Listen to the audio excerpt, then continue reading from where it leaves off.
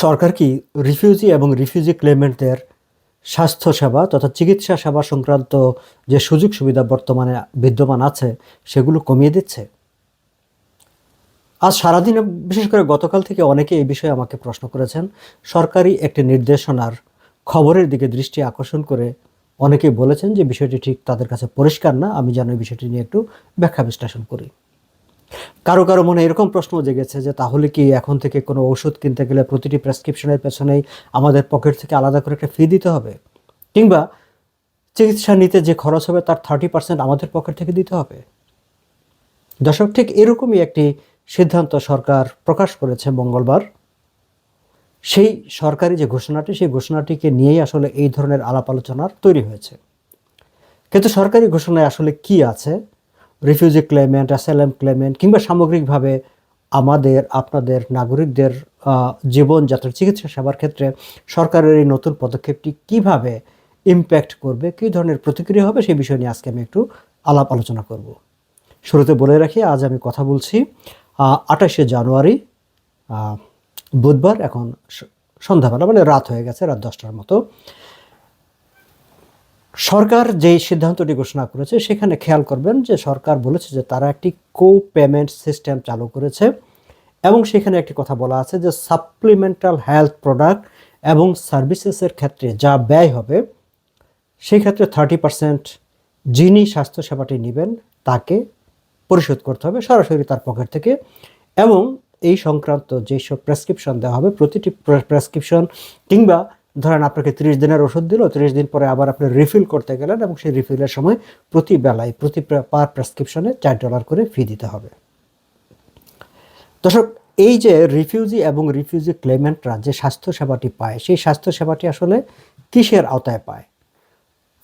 আমরা যারা কানাডাতে যারা বসবাস করেন, বা আমরা যারা কানাডাতে বসবাস করি, কানাডিয়ান পার্মানেন্ট রেসিডেন্ট কিংবা সিটিজেন, কোনো কোনো ক্ষেত্রে যারা ওয়ার্ক পারমিট নিয়ে ফুল টাইম কাজ করেন, তারা ক্যানাডিয়ান গভর্নমেন্টের একটি যে গভর্নমেন্ট ফান্ডেড হেলথ ইন্স্যুরেন্স, অন্টারিওর ক্ষেত্রে যেটি ওহিব, প্রত্যেকটি প্রভিন্সের ক্ষেত্রে আলাদা আলাদা করে এরকম গভর্নমেন্ট ফান্ডেড হেলথ ইন্স্যুরেন্স একটা প্রোগ্রাম আছে।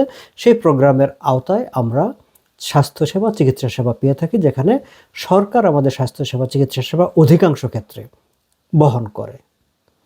কিন্তু যারা এই সরকারি ইন্স্যুরেন্স প্ল্যানের আওতায় নেই, বিশেষ করে কেউ যখন কানাডায় এসে রিফিউজি ক্লেম করে এবং তার এই ক্লেমটি হিয়ারিংয়ের অপেক্ষায় থাকে, সিদ্ধান্তের অপেক্ষায় থাকে, কিংবা কারো কারো ক্ষেত্রে হয়তো সিদ্ধান্তটি নেগেটিভ হলো, তাকে ডিপোর্টেশনের অর্ডার দেওয়া হয়ে গেছে, এই পুরো সময়টির জন্য তিনি কিন্তু ওই যে গভর্নমেন্ট ফান্ডের যে পেনশন, গভর্নমেন্ট ফান্ডের যে ইন্স্যুরেন্স প্ল্যানটি থাকে হেলথ কেয়ারের, সেই সুযোগ সুবিধাটি তিনি পান না।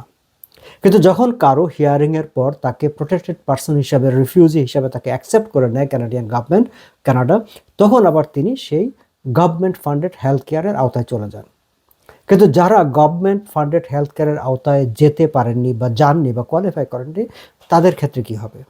তাদের জন্য 1956-57 সালের দিকে, আজ থেকে অনেক বছর আগে, সরকার একটা অস্থায়ী ভিত্তিতে ইন্টেরিয়াম ফেডারেল হেলথ প্রোগ্রাম নামে একটি প্রোগ্রাম চালু করেছিল।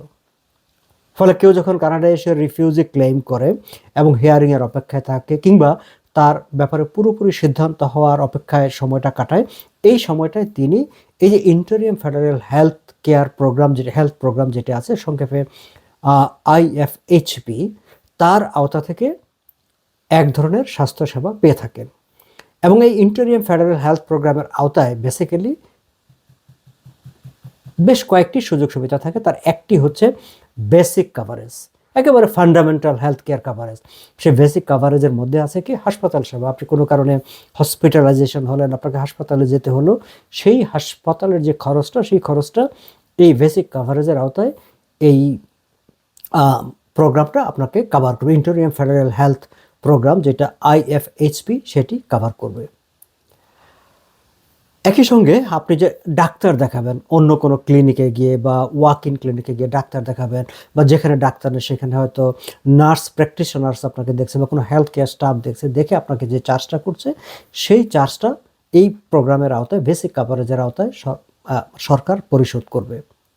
আপনাকে 911 কল করে বা জরুরি ভিত্তিতে অ্যাম্বুলেন্স কল করে অ্যাম্বুলেন্স নিয়ে হাসপাতালে যেতে হচ্ছে বা কোনো চিকিৎসা সেবা কেন্দ্রে যেতে হচ্ছে, সেই অ্যাম্বুলেন্সের খরচটাও এই কাভারেজের আওতায় রয়েছে। ব্লাড টেস্ট এবং অন্যান্য যে ল্যাব এবং ডায়াগনস্টিক যে খরচটা হয়, সেই ডায়াগনোসিসের খরচটাও এই কাভারেজের আওতায় রয়েছে। এটা হচ্ছে একদম বেসিক ফান্ডামেন্টাল কাভারেজ। এর বাইরে কিছু এক্সটেন্ডেড কাভারেজ আছে, যে কাভারেজটি আসলে একেবারে ফান্ডামেন্টাল নয়, কিছু বাড়তি। ধরুন আপনার হয়তো এক ধরনের সাইকোলজিক্যাল থেরাপিস্ট লাগলো, আপনার আদার থেরাপিস্ট লাগলো, হ্যাঁ, আর্জেন্ট একটা ডেন্টাল কেয়ার লাগলো, খুব বেসিক কিছু ভিশন কেয়ার, চোখের চিকিৎসা লাগলো, সেগুলো কিন্তু আসলে বেসিক কাভারেজের মধ্যে না, তার বাইরে। ফলে এই সাপ্লিমেন্টাল যে কাভারেজটা আছে, এটা এই প্রোগ্রামের আওতায় আরেকটা কাভারেজ। তার বাইরে হচ্ছে প্রেসক্রিপশন ড্রাগ।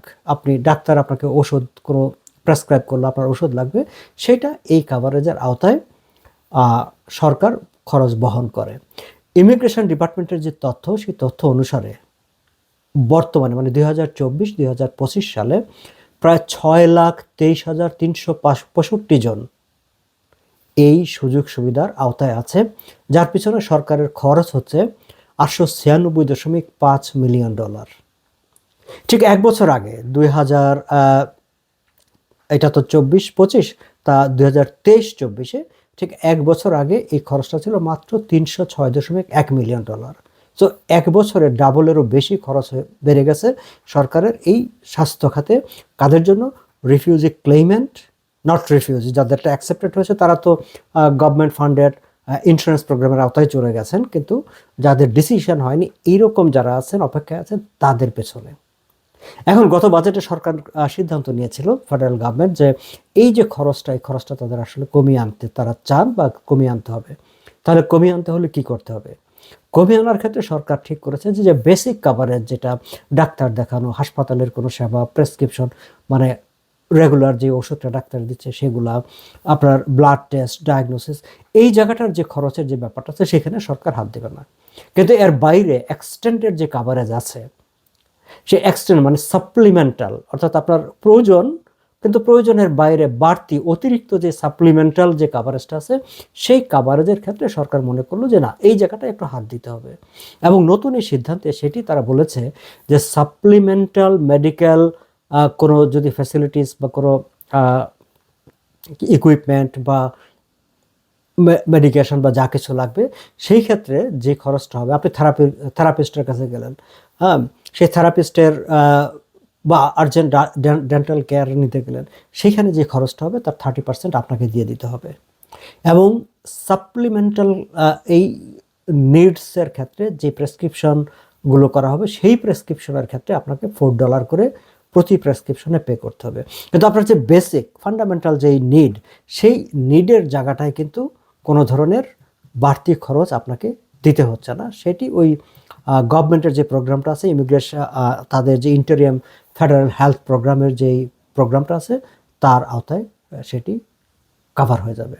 সো দর্শক, আসলে খুব বেশি কনফিউজড হওয়ার কোনো বিষয় নেই। সরকার যে সিদ্ধান্তটি নিয়েছে, মানে রিফিউজি ক্লেমেন্ট, অ্যাসাইলাম ক্লেমেন্ট যারা সিদ্ধান্তের অপেক্ষায় আছেন, হিয়ারিংয়ের অপেক্ষায় আছেন, তারা এখন যেই ইন্টেরিয়াম ফেডারেল হেলথ প্রোগ্রাম বা IFHPর আওতায় যেই বেসিক কাভারেজটা পাচ্ছেন, সেই বেসিক কাভারেজের ক্ষেত্রে কোনো ধরনের পরিবর্তন হচ্ছে না।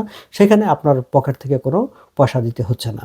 কিন্তু যাদের বাড়তি ইয়েটা লাগবে, বাড়তি হেলথ কেয়ার বা বাড়তি মেডিকেশন বা মেডিকেল ইকুইপমেন্ট যেটা লাগবে, সেই জায়গাটায় সাপ্লিমেন্ট যেখানে লাগবে, সেই জায়গায় যে খরচটা হবে তার 30% আপনার পকেট থেকে দিতে হবে। এবং সাপ্লিমেন্টাল যেই মেডিকেল রিকোয়ারমেন্ট নিড, সেইখানে যে প্রেসক্রিপশন করা হবে, সেই প্রেসক্রিপশনের ক্ষেত্রে $4 প্রতি প্রেসক্রিপশনে আপনাকে পরিশোধ করতে হবে। আশা করি বিষয়টা আপনাদের কাছে পরিষ্কার হয়ে গেছে দর্শক। তারপরেও যদি কারো কোনো এই বিষয় নিয়ে আরও কোনো ফার্দার কোশ্চেন থাকে বা কোনো ক্ল্যারিটির ব্যাপার হয়, কমেন্টে জানাবেন। আমি পরবর্তী কোনো সময় আবার হয়তো সেগুলো নিয়ে কথা বলতে পারবো। ভালো থাকবেন আপনারা।